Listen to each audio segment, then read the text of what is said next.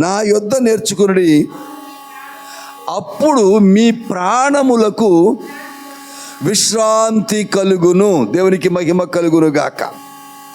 ఈరోజు సిలువలో నుంచి ప్రభు సిలువలో యాతన పడుతూ శ్రమనొందుతూ కొడా దెబ్బల వల్ల కలుగుతున్న బాధను అనుభవిస్తూ తల మీద ముళ్ళు పెట్టి కొట్టగా వచ్చిన చిమ్ముచున్నటువంటి రక్తాన్ని ఆ గాయాల బాధను అనుభవిస్తూ ముఖం మీద కాండ్రకించి ఉమ్మివేస్తూ ఉంటే ఆ రక్తము ఉమ్మి చెమట అన్నీ కలిసిపోయి జిడ్డుగా అయిపోయి ఆ ఎండకు ఎండిపోయి పట్టేస్తూ ఉంటే ఆ గాయాలు మండుతూ ఉంటే ఆ రెక్కలు విరిచి అరచేతులు అరకాడును ఆ సిలువకు పొడవాటి శీలలతో మేకులు కొడుతూ ఉంటే భరించలేని బాధను భరిస్తూ కూడా ఆయన అంటున్నాడు, నేను సాత్వికుడను అంటున్నాడు. దేవునికి మహిమ కలుగును గాక. ఏముందంటే ఆయన శిలువ శ్రమలో ఏముంది? సాత్వికత ఉంది. సాత్వికము ఏమిటి? సాత్వికం అంటే హంబుల్నెస్, విధేయత. సాత్వికం అంటే సాఫ్ట్నెస్.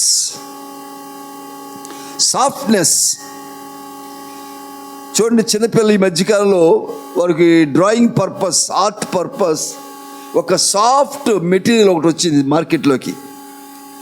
అది చేత్తో పట్టుకొని వారికి ఏ రకమైన బొమ్మ కావాలంటే ఆ రకంగా బొమ్మను చేత్తో వారు చేసుకోవచ్చు. అది అంత స్మూత్గా ఉంటుంది, అంత సాఫ్ట్గా ఉంటుంది. నేను లోబడను అందది. ఎటు తిప్పితే వాళ్ళ చిన్న చేతులు, లేత చేతులు ఎటు తిప్పితే అటు ఆ మెటీరియల్ తిరిగిపోతూ ఉంటుంది. అంత సాఫ్ట్గా మెత్తగా ఉండేటువంటి మెటీరియల్ అది. అంటే భయంకరమైన శిక్షకు లోనవుతూ భరించలేని బాధను భరిస్తూ కూడా ప్రభు అంటున్న మాట ఏంటంటే, నేను సాత్వికుడను అంటున్నాడు. అంత మాత్రమే కాదు కానీ ఆ సాత్వికతను మనం నేర్చుకుంటేనంట, ఆ సాత్వికతను, ఆ సాఫ్ట్నెస్ని, ఆ మెత్తని ధనాన్ని మనం నేర్చుకుంటే మనకేం కలుగుతుందంట? మీ ప్రాణములకు విశ్రాంతి కలుగును. దేవునికి స్తోత్రం చేద్దాం. మన ప్రాణానికి ఏం కలుగుతుందంట? విశ్రాంతి కలుగుతుంది. ఇవాళ చూడండి, మనం చాలా విషయాల్లో విసిగిపోతున్నాం కదా. చాలా విషయాలు విసిగిపోతున్నాం. ఆటో రావటం 2 నిమిషాలు అయితే ఎంత విసుగు, ఎంత కోపం వచ్చేస్తుందో. మార్నింగ్ ఉదయాన్నే బయలుదేరితే వాష్రూమ్కి వెళ్ళి వాళ్ళు త్వరగా రాకపోతే బయట వెయిట్ చేస్తున్న వాళ్ళు ఎంత కోపము, ఎంత ఇరిటేట్ అయిపోతున్నారు. టైం అయిపోతుంది వారికి కూడా. బస్సు ఎక్కుదామంటే సీట్ లేకపోతే ఎంత ఇరిటేషనో. జీతం రావటం ఒక రోజు ఆలస్యమైతే, 1 గంట ఆలస్యమైతే కోపం తట్టుకోలేకపోతున్నాం. డిఏ 1 నెల పోస్ట్ పోన్ అయితే తట్టుకోలేకపోతున్నాం. అంత మాత్రమే కాదు, ఒకవేళ మనలో పొరపాటు ఉండి కూడా ఎవరన్నా ఏమనంటే అక్కడ కూడా మనం భరించట్లేదు కదా. నేను రోడ్డు మీద వెళుతూ చాలాసార్లు చూస్తూ ఉంటాను. నా బైకు, నా కారుకు ఎవరో పిల్లలు, యవనస్తులు బయట వస్తారు. లేకపోతే ఆపోజిట్ డైరెక్షన్లో అసలు హార్న్ ఉండదు, సిగ్నల్స్ ఉండవు. ఆ సిగ్నల్ లైట్స్ నా ఎదురుగుండా రాంగ్ రూట్లో నాకు ఎదురుగుండా బయ్యని మీదకి వచ్చేస్తారు. మైకులు వచ్చి మొహం ఇంకెలా చూస్తారు. ఇంకా నువ్వెవడో నాకు అడ్డం వచ్చావు అన్నట్టు. నువ్వు వచ్చేది రాంగ్ రూటు, చాలా ఫాస్ట్గా వస్తున్నావు. పైగా తిన్నగా వస్తారా? సర్పనడక అన్నమాట. పావులో మెలికలు తిరుగుతూ వస్తారు. పైగా ముఖం మీదకి ఎలాగా. కొంతమంది ఆమె కేకలు కూడా వేస్తూ ఉంటారు, ఏ ముసలాడ సరిగ్గా దోలని చెప్పేసి. ఇరిటేషన్. తప్పు ఉండి కూడా ఈవేళ తప్పు అంటే ఎవరు భరించట్లేదు. ఈవేళ ఈ పొరపాటు ఎందుకు చేసావంటే, అందరూ చేయట్లేదా, నేను చేస్తే తప్పేంటి అంటున్నారు. కానీ నిజమే నేను చేశాను అనే స్వభావం ఈవేళ ఎవరికి కూడా లేదు. అందుకే మన హృదయం గందరగోళం అయిపోతుంది. అందుకే ఈ సాత్వికత మనలో లేకపోవడాన్ని బట్టి ప్రతిదానికి మనం ఇరిటేట్ అయిపోతున్నాం, ప్రతిదీ శత్రువులాగానే కనిపిస్తుంది, ప్రతిదాని విషయంలో చికాకు పడిపోతున్నాం, ప్రతిదాని విషయంలో గందరగోళం అయిపోతున్నాం, ప్రతిదానికి టెన్షన్ పడుతున్నాం మనం. ఈవేళ ప్రభు అంటున్నాడు, ఎవరికి కలగాలంటే విశ్రాంతి, మీ ప్రాణములకు విశ్రాంతి దొరుకును అంటున్నాడు. ఈవేళ నిబ్బరముగా ఉండాలి అంటే ఎంత వ్యతిరేకత మన మీద కలిగినా సరే, ఎంతమంది ఎన్ని దోషణ మాటలు అంటున్నా సరే, మనం ఇరిటేట్ కాకుండా ప్రశాంతంగా ఉండగలగాలి అంటే సాత్వికత మనం అలవాటు చేసుకోవాలి. ఏంటది? సాత్విక. నా దగ్గర నేర్చుకోండి అంటున్నారు ప్రభు అక్కడ. అది నేర్చుకుంటే మీ ప్రాణాలకు విశ్రాంతి, లేకపోతే గలిబిలైపోతూ ఉంటారు ప్రతి విషయంలోనూ. చూడండి, ప్రయాణం చేస్తున్నాం, చెమట పడుతుంది ఎండకి, వాతావరణంలోనూ ఎంత చికాకు వచ్చేస్తుందో. ఈ చెమటకి చికాకు వచ్చేస్తుంది. ఇంటికి వచ్చి రాగానే ఎండలో వచ్చే ఫ్రిడ్జ్లో తీసుకొని కాస గుక్కేడు చల్లని నీళ్ళు తాగుదాం అని చెప్పి ఫ్రిడ్జ్ ఓపెన్ చేసే 2 గంటల ముందు కరెంటు పోయింది. కరెంటు తిడతాం, ఫ్రిడ్జ్ని తిడతాం, నీళ్ళని తిడతాం, అవునంటారా? లేదా ప్రొద్దున బయటికి వెళ్ళినప్పుడు హడావుడిగా వాటర్ పెట్టకుండా వెళ్ళిపోయాం అనుకోండి, అప్పుడు ఎంత కోపం వచ్చేస్తుందో మన మీద మనకే.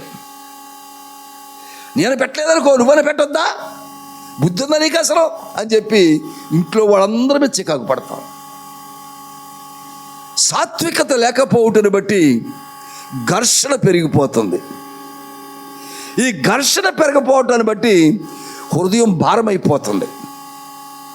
ఇది భారం కాకుండా ఉండాలి అంటే సాత్వికత, హంబుల్నెస్, మెత్తనిదనము, సాఫ్ట్నెస్ మనకు అలవాటు కావాలంట. అంటున్నాడు 1 పేతురు పత్రిక 3వ అధ్యాయం 4వ వచనం గమనిస్తే, ఈ సాత్వికత అలవాటు అయితే మనం ఎన్ని మేలులు పొందుకుంటామో చూద్దాం. ఈ రోజున బోల్డని గిఫ్ట్స్ ఉన్నాయి. 1 పేతురు పత్రిక, హెబ్రీ రాసిన పత్రిక తర్వాత ఉంటుంది యాకోబు తర్వాత పేతురు పత్రిక. 1 పేతురు పత్రిక 3వ అధ్యాయం 4వ వచనం ఏంటంట? సాధువైనట్టు మృదువైనట్టు గుణము, అలాంటి క్యారెక్టర్,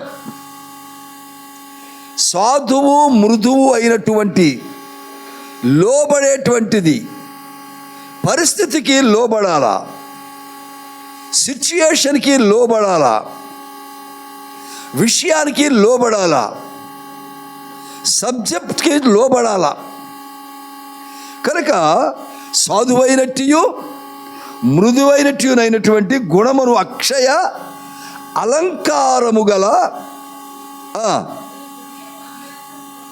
మీ హృదయములో అంతరంగ స్వభావము మీకు అలంకారముగా ఉండవలెను. అంటే సాత్వికత ఎక్కడ జరగాల? హృదయంలో జరగాల. హృదయంలో ఒక అలంకారముగా, డెకరేషన్. మనం శరీరాన్ని చాలా డెకరేట్ చేసుకుంటాం. మన శరీరాన్ని, మన దేహాన్ని చాలా డెకరేట్ చేసుకుంటాము. చాలామంది డెకరేషన్కు, బాడీ డెకరేషన్ కొరకు కోట్లు ఖర్చు పెట్టేటువంటి వారు కూడా సెలబ్రిటీస్ చాలామంది ఉన్నారు, కోటీశ్వరులు ఉన్నారు. కానీ డెకరేషన్ ఉండవలసింది బాడీకి కాదు. ఎక్కడ ఉండాలంట? హృదయానికి ఉండాలి, మైండ్ సెట్కు ఉండాలి, ఆలోచనకు ఉండాలి. కనుక ఎప్పుడైతే సాధువు, మృదుత్వం, మెత్తనిదనం, అందుకే ఒక ఆయన ఏమంటా అంటే, ఒక చెంప మీద కొడితే ఏం చేయాలంట? చెప్పాలి. ఇప్పుడు ఎవరు మిమ్మల్ని కొట్టర్లో చెప్పండి. ఒక చెంప కొడితే 2వ చెంప చూపించాలంట. దేనికి చూపించాలి? నీ చెంప కూడా ఇలాగ అయిపోద్ది అని చూపించడమా? మరి ఏమని చూపిస్తున్నాము? నువ్వు కొట్టడానికి ఒకటి సరిపోలేదు, 2వ వైపును కూడా కొట్టని చూపించాలంట. అంటే ఏమవుతుంది? ఆ కోపం మీద నీళ్లు చల్లినట్టు అవుద్ది. సాత్వికత, నన్ను ఎందుకు కొట్టేవాడిని ఇంకో కొడతారు వాళ్ళు. తప్పున్నా లేకపోయినా, మన తప్పు లేకపోయినా, వాళ్ళ తప్పు అయినా సరే. కానీ ఇంకొక చెంప చూపిస్తే ఏమవుతుందంట, వాళ్ళ కోపం మీద నీళ్లు చల్లినట్టు అయిపోద్దంట. కనుక సాత్వికత, ఎదురు మాట్లాడకుండా ఉండటం. అవతల వాళ్ళు కోపంతో రెచ్చిపోతూ ఉంటారు, మనం ఏం చేయాలి? కూల్గా చక్కగా ప్రశాంతంగా కాసేపు కూర్చోడానికి నోరు నొప్పేటదాకా తిట్టుకొని అరుచుకొని ఇక్కడ కోపం తెరిపోతే ఏ గోడనో పక్కన టేబుల్నో దేన్నో కొడతారు తప్ప ఈ నీ దగ్గర మాత్రం రారు. ఇక నీ దగ్గర రారు ఇకాళ్ళు. ఎందుకని? నీ దగ్గర సాత్వికత ఉన్నది. నువ్వు ఎదురు తిరిగి మాట్లాడటం లేదు, సమాధానం చెప్పడం లేదు. ఇక వాళ్ళు సౌండ్ బాక్స్లో అరుచుకుని వాళ్ళకి కన్స్ట్రక్షన్ వచ్చి మానేయాలి. ఇక అందుకే ప్రభు ఏమన్నా అంటే తర్వాత కంటిన్యూస్లో, అది దేవుని దృష్టికి మిగుల విలువ కలది, most valuable in the sight of Lord. నువ్వు సాత్వికంగా ఉంటే ప్రభువును కనపరుస్తున్నావంట. ఎందుకంటే ప్రభు ఏమన్నారు, వారు కుట్టేవారిని చూచి, తండ్రి వీరు ఏమి చేయుచున్నారో వీరు ఎరుగరు గనుక వీరిని క్షమించుము. సాత్వికం ఉందా లేదా కదా? అది కొడతా ఉంటే భయంకరంగా హింసిస్తూ ఉంటే ప్రభు చెప్తున్న మాట, వీరేం చేస్తారు, they doesn't know what they are doing, please forgive them, వారు క్షమించు తండ్రి అని ప్రార్థన చేస్తున్నాడు. అది చూశారు వారు కోపం సగం తగ్గిపోయింది. అక్కడికి ఆ ప్రార్థన వినేసరికి వారి కోపం సగం తగ్గిపోయింది. లేదా ఇంకా రౌద్రంగా ఇంకా కిరాతకంగా చేసేటువంటి వారు రెచ్చిపోయి చేస్తూ ఉంటారన్నమాట. కనుక అంటున్నాడు, ఇది ఆయన దృష్టికి మిక్కిలి విలువైన మోస్ట్ వాల్యుబుల్ థింగ్. ఇందాకేమనుకున్నాం మనము, మీ ప్రాణమునకు విశ్రాంతి కలుగును అన్నాం. సాత్వికత వల్ల మీ ప్రాణానికి నెమ్మది. ఏం టెన్షన్ ఉండదు. ఇక తిట్టుకున్నారో అయిపోయిందా, రైట్ పడుకునేక అయిపోయింది, సరే బాయ్ బాయ్ సీ యూ అయిపోయింది. వాళ్ళు ఏం తిట్టుకున్నారు, ఏం గందరగోళం అయ్యారు, అయిపోయారు. మనం ప్రశాంతంగా కాముగా కూల్గా ఉండటమే మన పని. అందువల్ల మీ ప్రాణములకు విశ్రాంతి.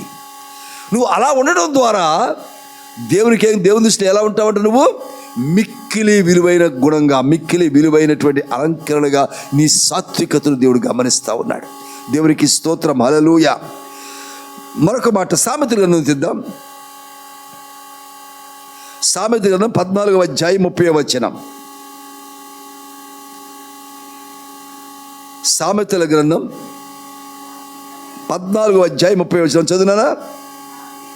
సాత్వికమైన మన మనస్సు నీ శరీరమునకు ఏమిస్తుందంటది? జీవం ఇస్తుందంట. దేవునికి మహిమ కలుగును గాక. నువ్వు సాత్వికమైన మనస్సు ఉంటే, ఎదురు తిరిగే మనస్తత్వం లేకుండా, నోరు మెదపకుండా కామ్ అయిపోతే, ఆ ఇరిటేషన్ తగ్గే వరకు కూడా, ఆ ఇచ్చింగ్ తగ్గే వరకు కూడా అవతల వ్యక్తిలో నువ్వు కూల్ అయిపోతే నీ శరీరానికి ఏం కలుగుతుందంటే ఇప్పుడు జీవముఖ లైఫ్. అందుకే ఈ ఇరిటేషన్ వల్లే మనకు షుగర్లు, బీపీలు డౌన్ అయిపోవటాలు కదా, రకరకాలు. ఇవన్నీ ఎందుకు కారణమంటే ఇరిటేషన్, సాత్వికత లేకపోవటాన్ని బట్టి అనేకమైన జబ్బులకు మన శరీరం లోనవుతూ ఉంది. ఎందుకంటే మనం ఇరిటేట్, కోపం తెచ్చుకుంటాము.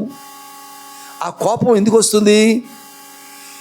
నీలో స్రవించకూడనటువంటి కొన్ని ఎంజైమ్స్ నీ మెదడులోను, నీ హృదయం దగ్గర, నీ లివర్ దగ్గర వస్తాయి ఎంజైమ్స్.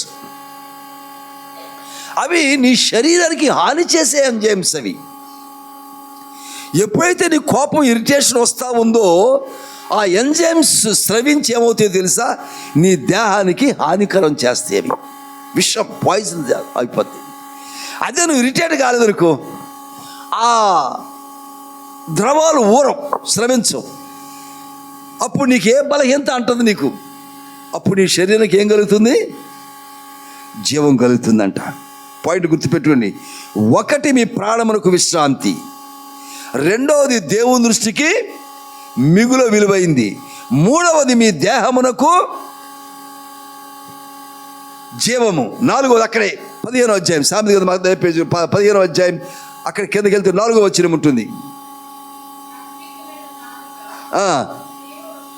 ఆమేన్. దేవునికి స్తోత్రం. హల్లెలూయా. సాత్వికమైన నాలుక అంటే నీ నాలుక సరళంగా మాట్లాడుతూ ఉంటే, ఇతరులను నొప్పించకుండా ఒప్పించేలాగా మాట్లాడుతూ ఉంటే. కొంతమంది మాట్లాడుతుంటే ఎంత కోపం వస్తుందో, ఎంత చికాకు వస్తుందో కొంతమంది మాట్లాడుతూ ఉంటే. కొంతమంది మాట్లాడుతుంటే ఈ మాటకి ఆ మాటకి పొంతం లేకుండా మాట్లాడుతుంటారు కొంతమంది. ఆ సబ్జెక్ట్ అర్థం కాదు, ఎంత చికాకు వస్తుందో.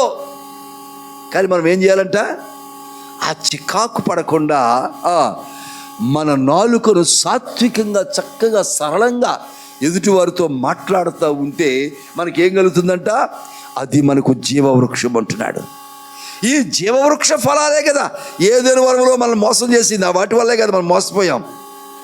పాపం ఎక్కడి నుంచి వచ్చింది? అక్కడి నుంచే కదా వచ్చింది. కానీ ఇప్పుడు ఆ జీవవృక్ష ఫలాలు, అదే జీవవృక్షాన్ని ఇప్పుడు మనలో మనం కలిగి ఉండాలంటే ఏం కలగాలంటే మనకి సాత్వికమైన నాలుక.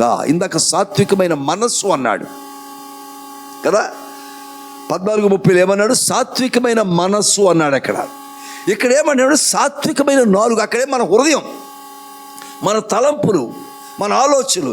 ఇక్కడ మన మాట, నాలుక మాట్లాడుతుంది కనుక ఎదుటివారిని ఇరిటేట్ చేయకుండా మాట్లాడాలి. మనం రోజు చాలామందితో మాట్లాడుతూ ఉంటాం. మనం ఇంటి దగ్గర లేకపోతే డ్యూటీలోనూ ప్రయాణంలోనూ చాలామందితో మాట్లాడాల్సిన అవసరం ఉంటుంది మనకి. కొన్నిసార్లు మన ఉద్యోగరీత్యా చాలా మందితో మనం మాట్లాడవలసిన పరిస్థితులు వస్తూ ఉంటాయి. ఓ ప్రకారం డ్యూటీ ఎమర్జెన్సీ ఉంటుంది, ఈ కంప్యూటర్ సిస్టమ్స్ సరిగ్గా పనిచేయు, ఇరిటేషన్ సర్వర్ ఆగిపోద్ది, ఎక్కడో అవతల ఉన్న వాళ్ళు అరుస్తూ ఉంటారు, కేకలేస్తూ ఉంటారు. వాళ్ళు సర్వర్ ఆగిపోయింది ఏంటి, వాళ్ళు వినిపించుకోరు. ఇప్పుడు ఏం కావాలంట, మొన్న నోట్లు రద్దు జరిగింది కదా 2017లో 2,000 రూపాయల నోట్లు రద్దు చేసి బ్యాంకుల్లో క్యూలో నిలబెట్టి డబ్బులు లేకుండా కొంచెం చేశారు కదా.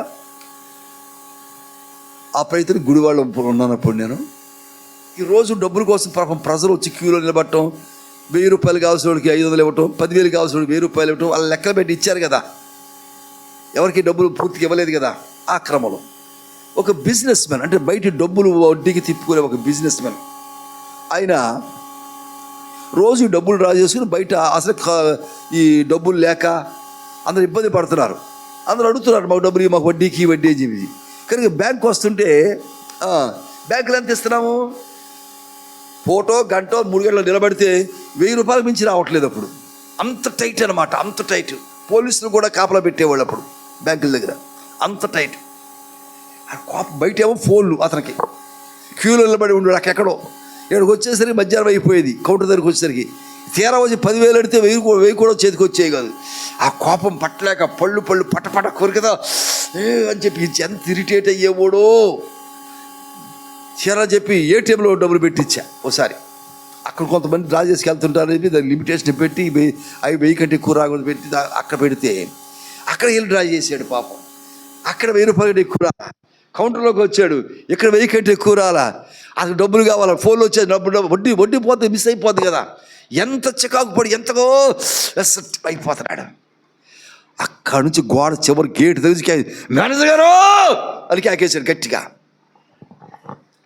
ఇప్పుడు ఏం చేయాలి నేను మేనేజర్ని, పైగా అద్దాలు, నా క్యాబిన్ అద్దాలు కదిలిపోయినమాట ఆ కేకలకి. వాళ్ళందరూ షాక్, ఏంటి కేకేస్తారు ఏంటి అంటే. వాళ్ళు ఇరిటేషన్లో ఉన్నారు. ఒకరిని బట్టి ఒకళ్ళు ఏం చేస్తారు చెప్పండి, ఇప్పుడు రెచ్చిపోతారు కదా, రెచ్చిపోతారు. ఒకవేళ ఇది రూల్ అయ్యా, కేంద్ర ప్రభుత్వం వారు పెట్టారు, రిజర్వ్ బ్యాంక్ పెట్టింది, మా దగ్గర డబ్బులే ఉన్నాయి పెట్టాము, అక్కడ ఉన్నంత సర్దుకోండి అని మనం చెప్పినా సౌమ్యంగా వినిపించుకోనంత మైండ్ ఇప్పుడు ఎవరికి లేదు. అంత రౌద్రంగా కోపం మీద హాస్పిటల్కి వెళ్ళాలా, డెలివరీకి వెళ్ళాలా, ఈ రకరకాలుగా ఉన్నారు. డెత్ కేసులోనే ఎప్పుడు చనిపోయారని మా వాళ్ళు, డబ్బులు కావాలి వచ్చిన వాళ్ళు, వీళ్ళంతా ఉండేవాడు. ఆ గట్టి కేకేసి అందరూ ఇప్పుడు ఏం జరుగుద్దా, కౌంటర్లో నిలబడి కస్టమర్స్ అందరూ ఎలా రియాక్ట్ అవుదామా అని ఎంత పాపం ఊగిపోతూ ఉన్నారు. ఒకళ్ళొక్కళ్ళు పైకి కొంతమంది బయట పడుతున్నారు, కొంతమంది బయట పడలేకపోతున్నారు. మళ్ళీ బయట పడితే మళ్ళీ తర్వాత మేనేజర్ లోన్ ఇవ్వడేమో, మళ్ళీ ఎందుకు లేక షట్ అవటం, అదొక మళ్ళీ తంతు ఉన్నారు. ఆ కేక విన నేను చక్కగా సౌమ్యంగా కాముగా బయటికి అలా తాపీగా సీట్లోంచి లేచి అలా బయటకు వచ్చాను. బయటకు ఉందా ఏమండి ఏంటి సంగతులు బాగున్నారా ఏంటి అన్నాను. నవ్వకండి అలాగా అన్నాడు. మీరు నవ్వకండి అన్నాడు. నవ్వితే ఏంటండి, నవ్వితే నా పళ్ళు బయట పడతాయి అంతేనా? నవ్వు దేవుడిచ్చిన వరం అండి మనకి. భలేవాళ్ళే ఏంటి సంగతే అన్న దగ్గరికి వెళ్ళి భుజం మీద చేయబోదా పట్టుకో అన్నాడు. సరే ఏంటి సంగతే అనుకో పక్కన ఈ లోపల పక్కోళ్ళు ఆయన ఏం చేస్తాడు అయ్యా మేనేజర్ గారు, ఆయన చక్కగా మెమ్మగా వచ్చాడు, ఆయన కేకలేస్తాడు. ఎందుకు కేకలేస్తావు ఆయన వాళ్ళు తిరగబడ్డారు. వాళ్ళు తిరిగి కామ్ అయిపోయి ఈ బ్యాంక్ ఇంతే ఇంకో వెళ్ళిపో బాబు బ్యాంకు వెళ్ళి మీరు నమస్కారం వెళ్ళండి. మళ్ళా వారం 10 రోజుల కనపడలా మళ్ళీ వచ్చాడు. వారం రోజుల తర్వాత వచ్చాడు. వచ్చి తిన్నగా క్యాబిన్లోకి వచ్చి నేను అటు తిరిగి వెనక్కి తిరిగి కూర్చున్నా. ఎందుకు వెనక్కి తిరిగి ఏదో ఫైల్ దోస్తాను ఇటు తిరిగి కూర్చున్నా. నేను అనుకోలేదు మారిపోయారని చెప్పారంటే ఎవరు మారిపోయింది ఈ కాదు వేరే. సార్ మేనేజర్ గారు నమస్తే సార్, పాత మేనేజర్ గారు అన్నాడు. పక్కన తిరిగాను ఇటు, మీరేనా అని బయటికి వెళ్ళిపోయాడు. సాత్వికమైనటువంటి మనస్సు, సాత్వికమైన వాళ్ళ ఇరిటేషన్ మనం చూచి, వాళ్ళ కంగారు చూచి, వాళ్ళ టెన్షన్ చూచి మనం కూడా అదే రేంజ్లో రియాక్ట్ అయితే ఎంత ఘర్షణ వస్తుందో అక్కడ. అవునంటారా? ఆఫీస్లోనే కాదు, ఇంటిలో కూడా భార్యాభర్తల మధ్య, తండ్రి కొడుకుల మధ్య, అన్నదమ్ముల మధ్య, అక్క చెల్లెల మధ్య, ప్రతి ఇద్దరి మధ్య ఉండవలసింది ఏంటో తెలుసా? సాత్వికత ఉండాలా. ఆ సాత్వికత నీ శరీరమునకు ఏం చేస్తుందంట? జీవం ఇస్తుంది. నీకు జీవవృక్షంగా అది ఉండబోతుంది. దేవునికి స్తోత్రం, హల్లెలూయా. తీతు పత్రిక 3వ అధ్యాయం 2వ వచనం చూద్దాం. ఈ సాత్వికత ఎంత ఉండాలో చూద్దాం. మీకు 4 విషయాలు జ్ఞాపకం. 1, విశ్రాంతి కలుగుతుంది. 2వది దేవుని దృష్టిలో విలువైంది. 3వది శరీరమునకు జీవము. 4వది జీవవృక్షమని జ్ఞాపకం చేస్తాను మీకు నేను. ఇప్పుడు తీతు పత్రికలో 3వ అధ్యాయం 2వ వచనం చూద్దాం. ఎంత సాత్వికం ఉండాలో చూద్దాం ఇప్పుడు మనం. తీతు పత్రిక ప్రతి సత్కార్యము అంటే మంచి కార్యము చేయుటకు ఎలా ఉండాలంటే మనము రెడీగా ఉండాలి, సిద్ధపడి ఉండాలి. మనుషులందరి ఎడల దేవునికి స్తోత్రం, హల్లెలూయా. మనుషులందరి ఎడల అంటే మనకంటే చిన్నవాళ్ళ దగ్గర కూడా, మనకంటే తక్కువ స్థాయి వాళ్ళ దగ్గర కూడా, అవునంటారా? మనకంటే పెద్దవాళ్ళ దగ్గర, మనతో సమానస్తులు, మనతో ఉన్నటువంటి వారు ఎవరైనా సరే, మనకంటే చిన్న పెద్ద కాదు, వారు మనతో ఉన్నటువంటి వారు ఎలా ఉండాలంట? మనుషులందరితోనూ కూడా ఎలా ఉండాలంట? సంపూర్ణమైనటువంటి సాత్వికత్వాన్ని మనం కలిగి ఉండాలి. దేవునికి స్తోత్రం, హల్లెలూయా. ప్రతి సత్కారము చేయుటకును మనుషులందరి ఎదుట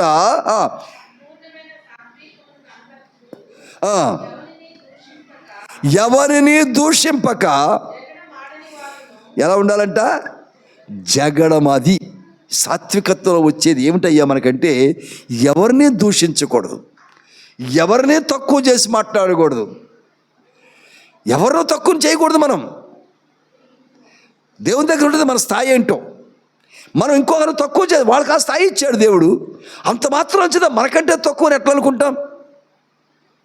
కనుక ఎవరిని దూషించక ఇంకేం చేయాలంట? ఎవరితోనూ జగడమాడక. ఎవరితోనూ జగడమాడకూడదు. మనం దేవుని బిడ్డలు, మనం ప్రభు జగడమాడితే ఆ శిలువ మరణంలో విలువే లేకుండా పోయేది. ప్రభు ఇరిటేట్ అయ్యి ఉంటే, కోపగించుకొని ఉంటే, నన్ను ఎందుకు కొడుతున్నారు మీరు అని ఉంటే, నేనెందుకు శిలువ పోయాలి అని ఉంటే, మనకు రక్షణే ఉండేది కాదు అసలు. వాటన్నిటిని ఆయన తాళుకున్నాడు. అది అన్యాయమైన తీర్పు. అక్కడ ఆయన తప్పిదం ఏమీ కూడా లేదు, కానీ శిక్షను అనుభవిస్తూ వచ్చాడు. ఈవేళ మన లోపం ఎంతో కొంత ఉంటుంది ప్రతి ఇష్యూలో కూడా.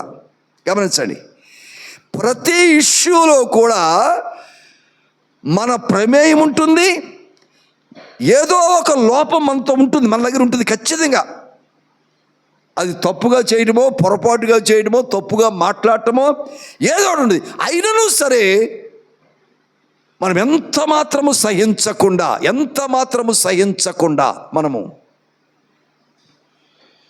రౌద్రం, కోపం, ఇరిటేషన్ తెచ్చుకుంటూ ఉంటాం. కనుక ఎవరిని దూషింపకయు, ఎవరితోనూ జగడమాడకయు,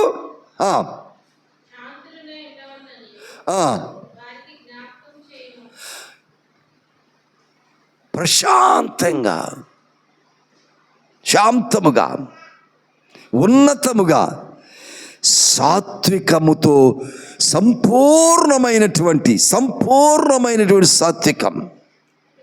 కొంతమంది ఉంటారు మనకి, అబ్బో ఆయన మహాకోపం అండి బాబు, ఆయనకు అనుకూలంగా మాట్లాడితే పర్లా, ఒక మాట ఎదురు చెప్పేవారు అసలు ఊరు కూడా ఆయన అంటే అనుకూలంగా మాట్లాడినప్పుడేమో సాత్వికం ఉంటుంది మన దగ్గర, అనుకూలంగా మాట్లాడితే కోపం వచ్చేస్తా. కానీ ఇక్కడ ఏమంటున్నాడు, సంపూర్ణమైనటువంటి సాత్వికమును కలిగి ఎవరిని దూషించకుండా, ఎవరితోనూ జగడమాడకుండా మనం విశ్వాసపు స్థాయిని నిలబెట్టుకోవాలి. మనం దేవునికి స్తోత్రం, హల్లెలూయా. మన విశ్వాసం ప్రభువుని వెంబడించే వారం, ప్రభువుని కలిగి ఉన్నటువంటి వారం. అలా ఉంటేనే ఏం కలుగుతుంది మనకి, మన ప్రాణమునకు విశ్రాంతి కలుగుతుంది. కనుక అంటున్నాడు ఆయన, ఎఫెసీ రాసిన 4:3 ఒక 2 విషయాలు చెప్పి ముగించేస్తాను. ఎఫెసీయులకు రాసిన పత్రిక 4:3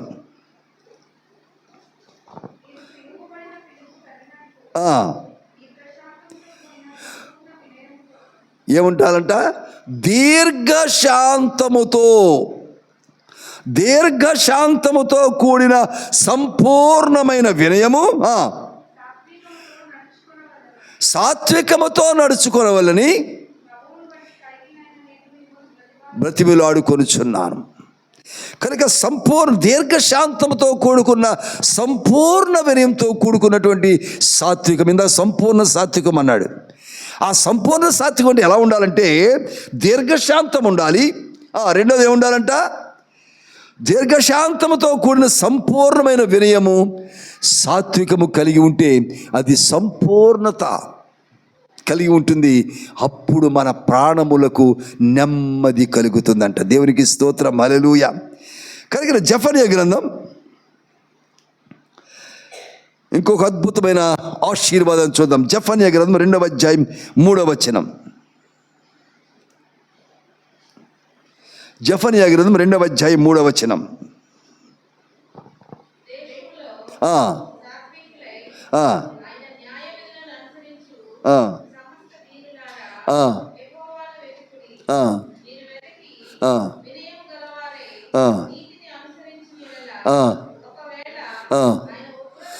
ఆయన ఉగ్రత దినమందు మీరు దాచబడుదురు. చెప్పడం ఒకసారి, దేవునికి మహిమ కలుగును గాక. ఉగ్రత దినమందు దాచబడుదురు. ఇది అవసరం కదా మనకి, ఇది ప్రాముఖ్యమైన సంగతి కదా. ఉగ్రత దినమందు మనం దాచబడాలి. ఉగ్రతలో మనం పడిపోకూడదు, అగ్నిగుండంలో పడిపోకూడదు, మనం నరకానికి వెళ్ళే వారంగా మనం ఉండకూడదు. ఉగ్రత దినమందు మనం దాచబడాలి అంటే ఏం చేయాలంటే, మనం ఇక్కడ మనము సాత్వికముతో ఉండగలిగితే ఉగ్రత దినమందు మనం దాచబడతాం. కనుక సంఖ్యాకాండం 12:3 చూద్దాం. ఎటర్నిటీ, ఈ లోకంలో సాత్వికత ఉంటే ఏమేమి పొందుకుంటాం? ఒకటి, ప్రాణానికి విశ్రాంతి కలుగుతుంది. రెండవది, దేవుని దృష్టిలో మిక్కిలి విలువగా ఉంటుంది. మూడవది, శరీరమునకు జీవము. నాలుగవది, జీవవృక్షము. ఆ తర్వాత ఉగ్రత దినమందు దాచబడతాం. ఇంకా ఏం జరుగుతుందో చూద్దాం. సంఖ్యాకాండం 12:3.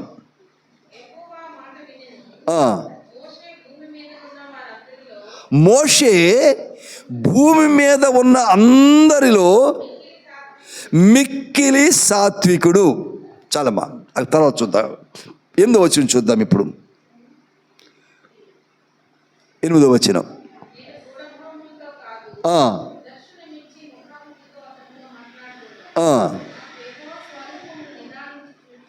ఏం చూస్తాడంట?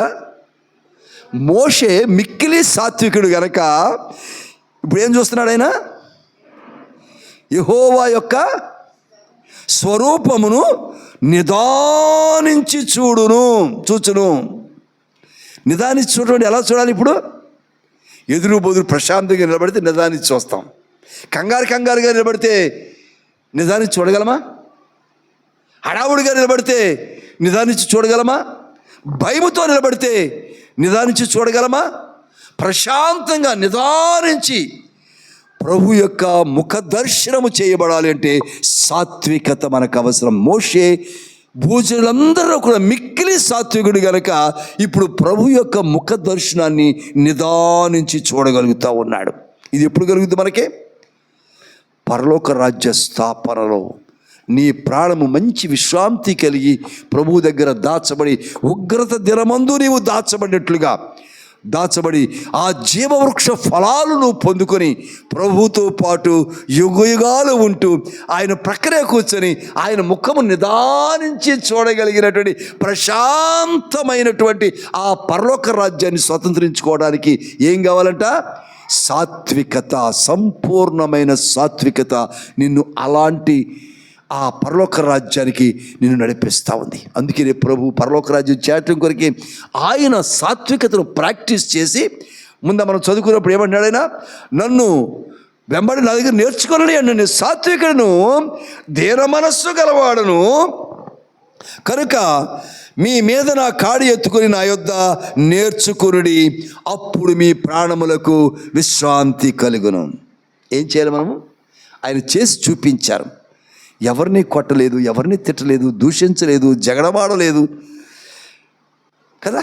అందరితోనూ సమానంగా పలకరించాడు. అందరితోనూ సాత్వికంతోనే మెలిగాడు. తిట్టుచున్నా, కొట్టుచున్నా, దూషించుచున్నా, శపిస్తున్నా, భయంకరంగా హింసిస్తున్నా అందరినీ అదే రీతిగా చూడగలిగాడు ఆయన.